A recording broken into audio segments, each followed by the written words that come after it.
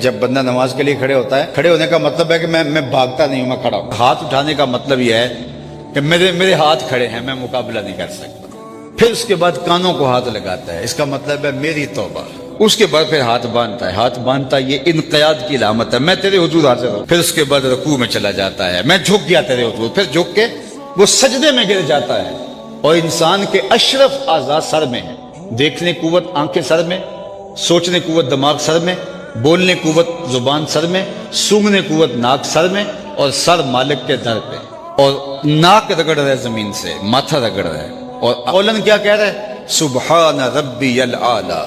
عمل کیا ہے؟ میرے سے کوئی زیادہ جھکا ہوا نہیں اور تیرے سے اعلیٰ کوئی نہیں۔ اگر اس نے ایک بھی سجدہ کر لیا تو پھر وہ اکڑ کے گلی میں نہیں چل سکتا۔ اگر اس نے سجدے کی لذت پا لی، اس نے قیام اور رکوع اور قومہ و جلسہ کی لذت سے آشنائی حاصل کر